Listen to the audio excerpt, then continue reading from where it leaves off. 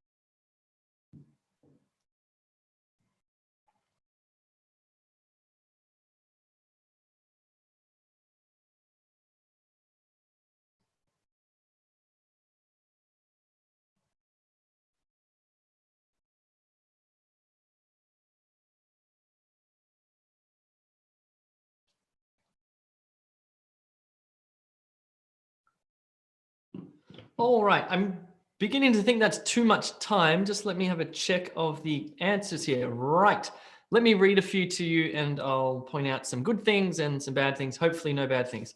The given pie charts represent the types of cars owned by people in Canada, UK, and USA in percentages in the year 2015. There are some tiny little errors in that, but otherwise you have said the exact same thing. Vidi, well done. That's really good. Okay, I've got another one here on YouTube Live. So this is live. This is not a recording. Let me read you this one. The pie charts depict, I think that's correct. That's a good verb. Depict the information about the percentage of car manufacturers. Car manufacturers? No. Car ownership. It's about car ownership, not manufacturers, in 3 different regions in 2015. So you were close, but that little error, the difference between ownership and manufacturing, the IELTS examiner, it's the first sentence of your description. He or she has just read that and gone, uh-oh, we've got to, well, maybe you could pick it up following on, but you just shouldn't make those mistakes. Cool. Hopefully that's enough time. If it isn't, you can pause, go back, watch it again. If you're on YouTube, click that subscribe button, please, so you can get alerts whenever I go live or one of the other teachers goes live. It's very important. You can also leave a comment and be lovely if you want. Right, we've done the easiest part. Now we're going to move on to writing our paragraphs where we describe key features and compare data. We're going to start with this one here. Let's just think about this one for a bit, okay? So we're looking at car ownership in the USA in 2015. So what have we got here? What have we got? Okay. Obviously, the biggest piece of the pie is, in fact, the top of the list. So this is number 1. So Volkswagen at 20.7. We've got Ford at 13.2. We've got General Motors at 11%. We've got Renault Nissan at, when you're writing this, don't worry about the other words. Just forget corporation and just call them Toyota, for example. Okay, fine. Now, I look at this. I don't know about you, but I look at this and I think, okay, this one, and this one account for more than 50%. That's quite a feature of this graph. Okay, I don't want to go into detail. I just want to describe in my first sentence the most significant feature of this pie chart, which for me is that this accounts for, I won't be precise, but it's certainly more than 50%. I could add it up. You can do a little bit of mathematics if you want, but you don't need to. Now, then I'm going to look at some comparisons. Let me read you mine. Car ownership in the USA was dominated by 2 major car makes. Okay, I did it a bit differently. Sorry, I showed you the 50%, but in fact, when I was writing this before, I did something slightly different, which doesn't matter. That's fine. Let me read you this one. Car ownership in the USA was dominated by 2 major car makes that accounted for nearly 40% of car ownership, namely Volkswagen and Ford.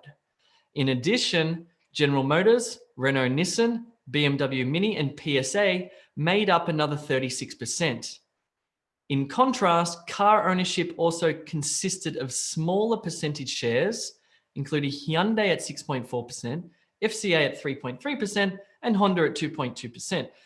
Now, one thing that you will notice that I have not done is include all of those car makes because that's impossible, okay? I talked about the 2 major ones accounting for 40%. I then talked about the next 3 accounting for 36%. And then I just picked 3 of the smaller ones and said Honda, Hyundai, and whatever FCA is made up this, and this percentage, okay? In other words, you don't have enough words to describe all of those pieces of the pie. Describe the main ones, pick a few small ones, and that's that. It's your turn. Now I'm going to give you 5 minutes to write this paragraph. Describe the key features of this graph in 1 sentence. You can do it like me, 40%, or you can talk about more than 50%. Then in 3 to 4 sentences, describe and compare car ownership. Away you go.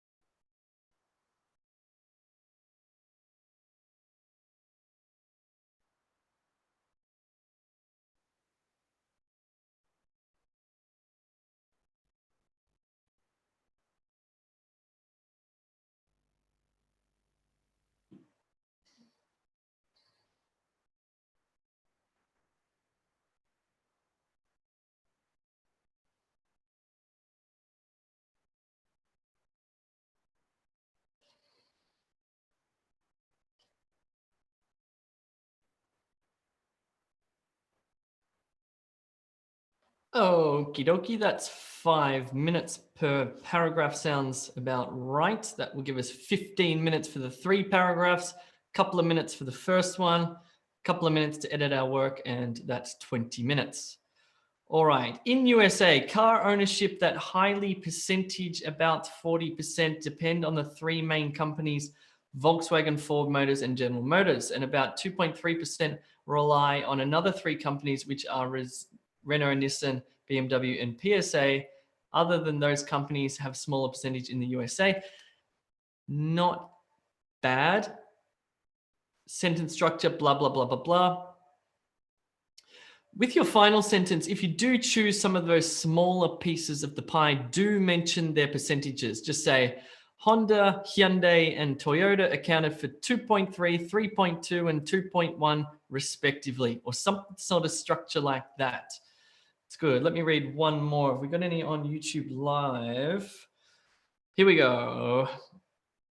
Ali Najem, more than 50% of the cars made in the USA by 2015 were owned by Volkswagen, Ford Motors, General Motors, and Renault Nissan companies, where Volkswagen was the highest with 20.7%. Good, looking good. The other next major producers are or were. Your first sentence was past tense, were. Now you flick to are. This is 2015, remember? It's in the past. So all of our verbs need to be was, were, produced, etc. The other next major producers were BMW, PSA, and Hyundai with more than 20%, which together less than Volkswagen alone. Good, not bad. Good, good, good, good, good. Cool. Let's keep moving because we're going to write the next paragraph. Before you do that, you people on YouTube, please click like, leave a comment, subscribe, and share this with your friends so they don't suffer on test day. Canada, here we go. So we're going to describe the key features in one sentence. Then we're going to describe and compare the ownership by car make, for example, Volkswagen or BMW, in 3 to 4 sentences. Mine says this. Canada's car ownership showed similarities to the USA's, with Ford and General Motors accounting for a significant market share at well over 20%, while Toyota accounted for 14.8%. 10 other makes made up, that's my mistake, just over 50% of the rest of car ownership, with FCA Chrysler, Honda, and Nissan making up significant proportions at 12.5%, 9.5%, and 8.2% respectively. Okay, that's mine. Here's yours. You have 5 minutes. Please describe Canada's car ownership.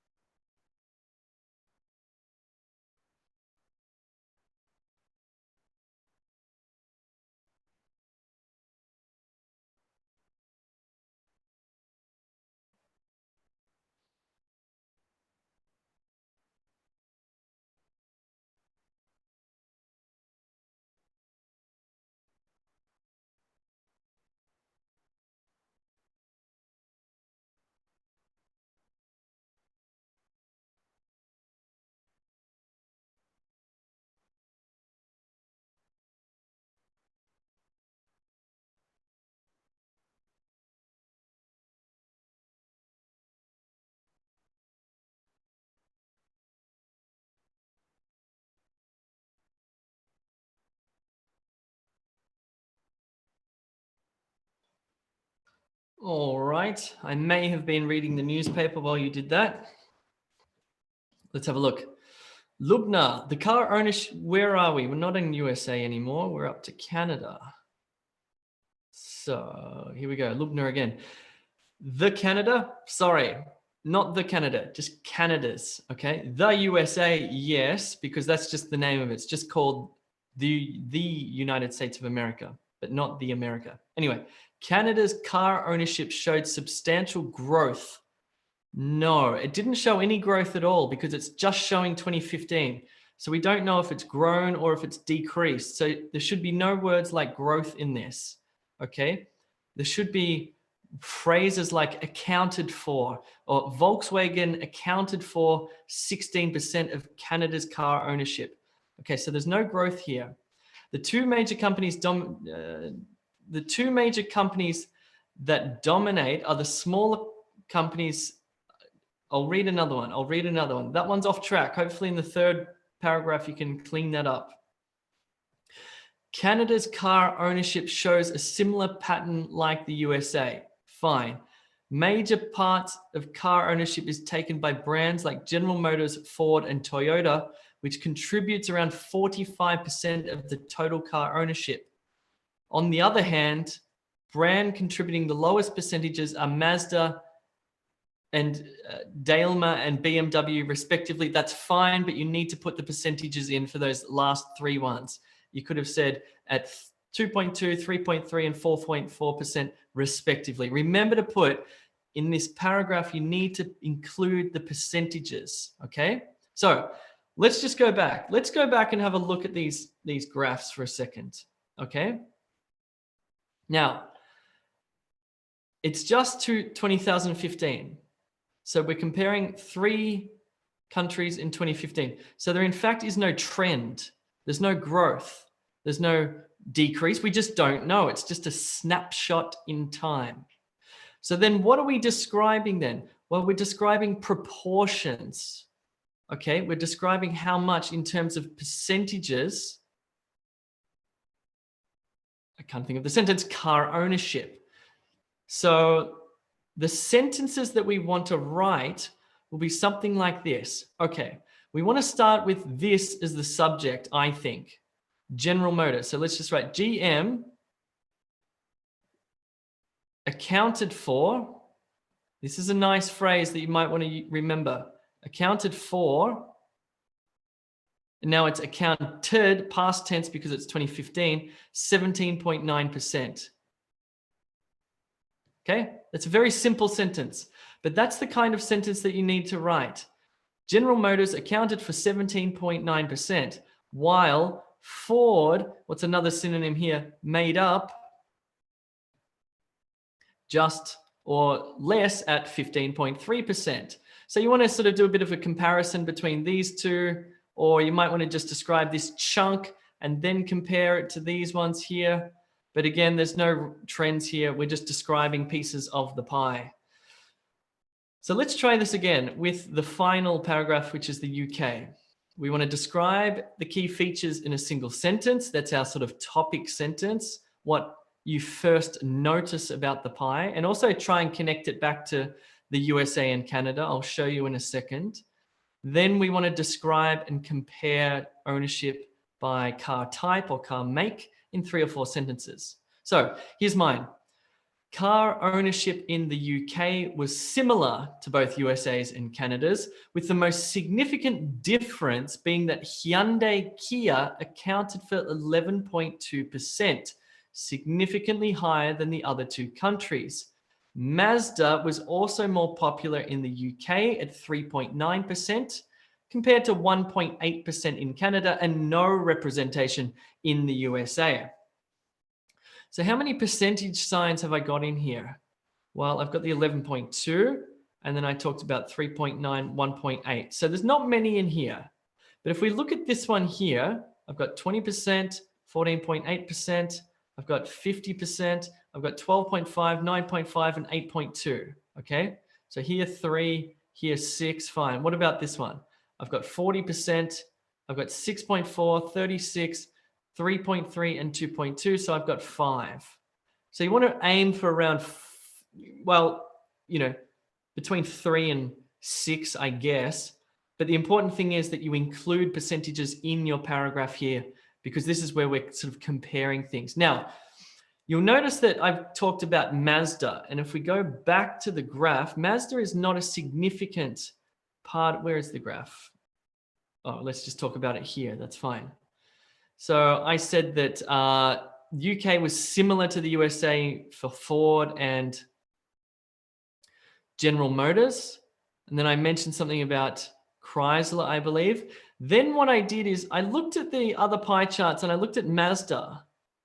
And I saw, okay, the UK has got more people who own Mazdas than the other countries. So I said that it's at 3.9%. Well, Canada's at whatever, 2.1%. And the USA actually just didn't have it at all. So there's something to learn here, which is selecting which things you're going to compare. You have to make these decisions on test day, and it's hard because you're under stress and pressure. There's a lot riding on what you're doing. But you need to be clear and think, okay, so I've connected that. I've talked about the main parts. And then you look closely and you think, okay, Mazda's interesting. Why? Because in the UK, there was higher ownership of Mazda compared to Canada. And in fact, in the US, it wasn't mentioned at all. So you can write a nice sentence like that and say, ownership of Mazdas was highest in the UK at 3.9% compared to the Canada at 2.9%, whereas in the USA, there was no representation. So I'm making those comparisons. Why Mazda? Well, I thought it was something interesting, but again, it's about selecting what you think is interesting. Right, so let me get rid of this. Whoops. Okay, whoops. Here we go. You have 5 minutes to do the UK, to describe the percentage of ownership of different cars in 5 minutes, starting now.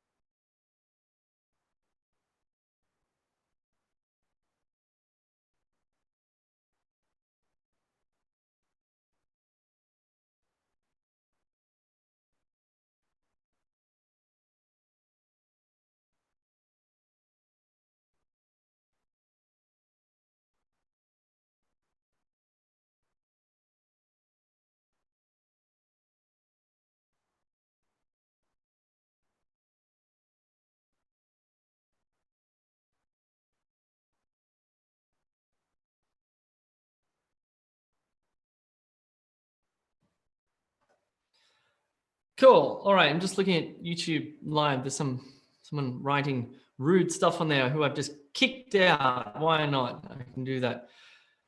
Okay, great. Let me read you this one. Car ownership in the UK was quite different from the USA and Canada. Good, nice description of the key features, a nice comparison and linking back to the other countries. With major contributions from Ford Motor Company, Chrysler, and General Motors with 15.7, 15 point, whatever it is, 13.5 respectively. Good. That's a nice opening sentence. Very well done. You've not only described those key features, but you've also made a link comparing back to the other countries, which is fantastic. Okay. Okay. Let me just read you this one sentence. It's very good. Hyundai accounted for 11.2%. Well, it started off well. Let me just tell you that.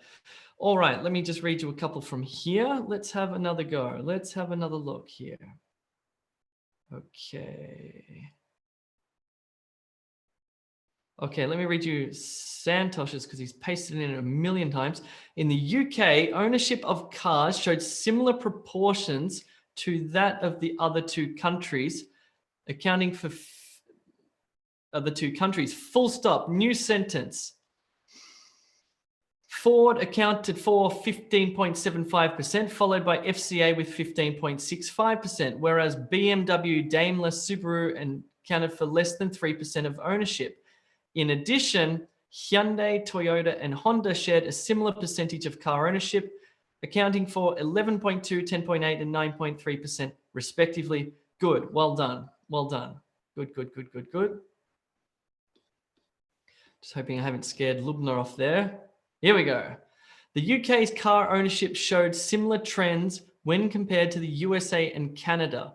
Not similar trends. Again, there's no time here. There's no, it's not 2014, 15, 16. So there's no trajectory of trends, but you could have said proportions, showed similar proportions or similar numbers of ownership when compared to the USA and Canada. Good.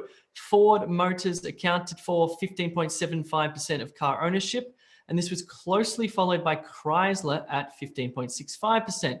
Subaru accounted for 2.3% of cars only and is similar to Canada that had 3.3% of cars in 2015. Much better, Lubna. Well done. You've got it now.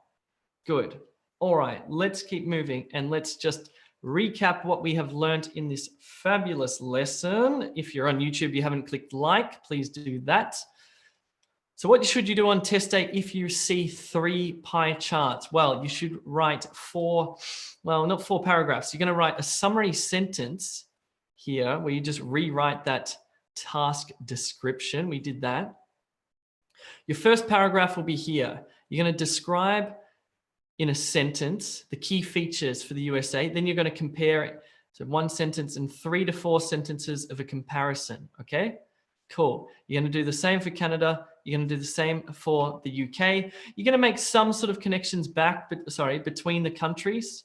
You know how we said Canada was similar to the US and the UK was similar to both the USA and Canada, except for Toyota, which is blah, blah, blah, blah, blah. So we've made some connections back. We've done everything that the IELTS has asked us to do.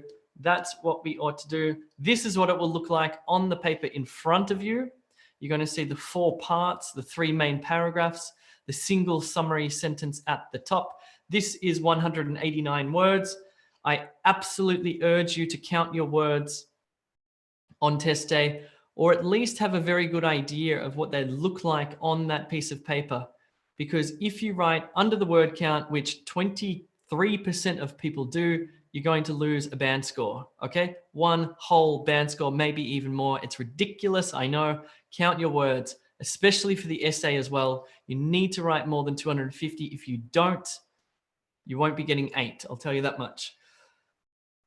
Cool. Guys, if you're on YouTube, you want to join in these live classes, go to e2language.com. You'll see a button where you can join the IELTS live classes. You can register for them. If you're a free user, or a paid user, no. If you're a free user, you feel like you want to have some one-on-one tutorials with expert teachers, get some writing feedback, get full access to our online course, then you can do that by upgrading to a paid subscription. If you need any help at all, just sign up for free and get started that way. I'm going to leave it there. I'm going to answer some questions for the paid members in the webinar. So thanks for coming. Right, let me do some Q&A here.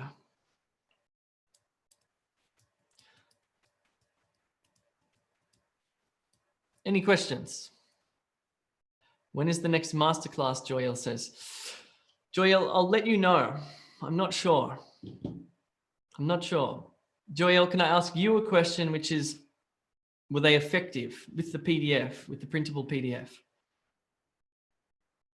Melissa, do we need a conclusion? No. In the essay, yes. In this description, no. You're not concluding anything. There's nothing to conclude. There's no opinions. You're just describing. So there's no conclusion needed. Anand, Jay, your second test score. I'm still waiting for the review, so I'm not going to say anything until I get the review. I can tell you that I'm going to take it for the third time, though. My pursuit of getting 9s. Is it possible? I don't know. I think I'll give up on the third time, to be honest, because I don't know. Is it possible? I don't know. Can we write a percent? Can we write the word percent instead of writing the symbol percent? You should just write the symbol percent because it's more efficient, I believe. Any more questions? All right, let me go to YouTube. Okay, so somebody's asking about the difference in scoring between task 1 and task 2. So task 2 is worth 66%. So it's worth 2/3. Task 1 is worth 1/3. Hence, you spend 20 minutes on task 1 and 40 minutes on task 2 on the essay, okay?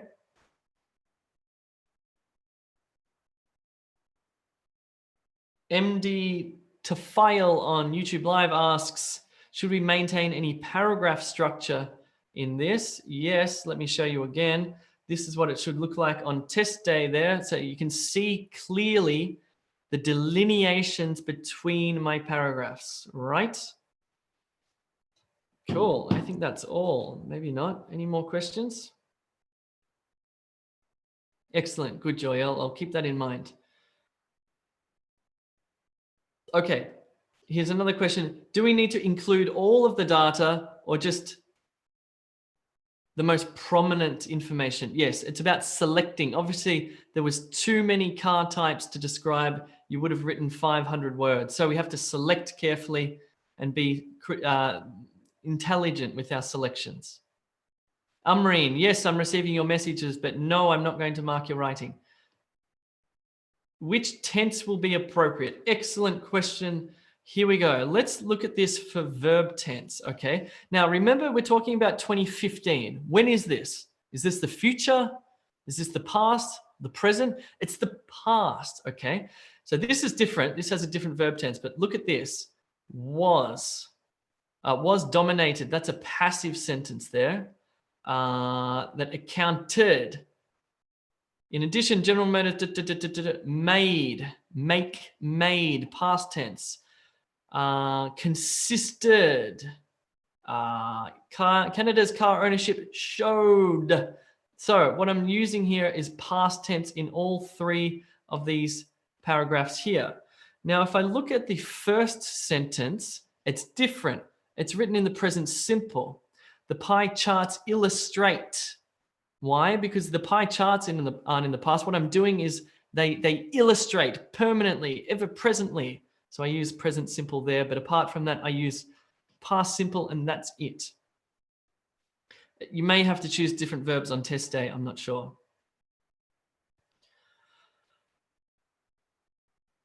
Okay, here's a great question. Structures for the tasks are becoming more. So how can we memorize it?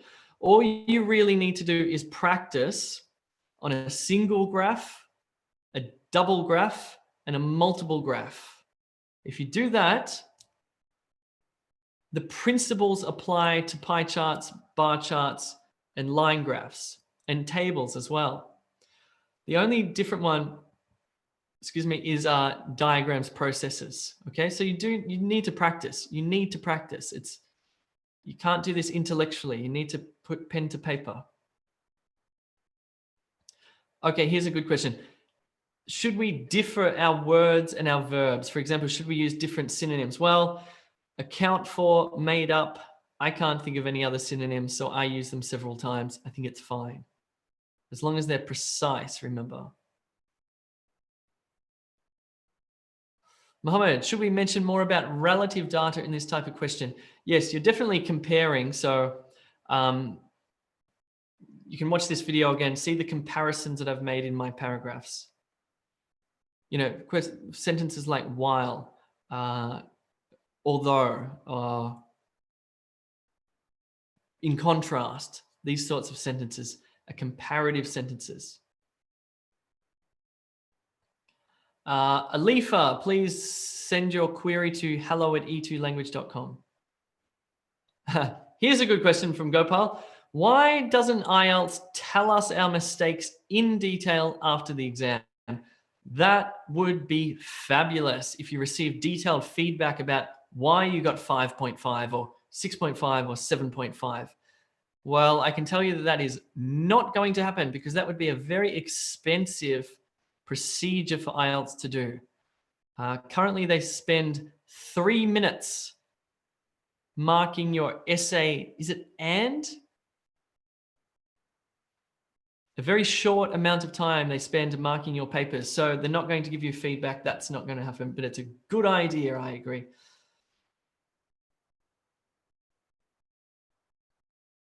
All right, cool. I'm not sure about that one. Alifa, Rumila, yes, we have grammar lessons. You can type in E2 words. No, what's it called? E2 Learn English. We have grammar lessons up there. Guys, I'm going to bid you farewell. Thanks very much for coming along. I appreciate it. Do come along to the next live classes. Sign up for free at E2 Language. And if you need help, do think about upgrading to a paid account. That would be good. I'll see you soon. Ta-ta.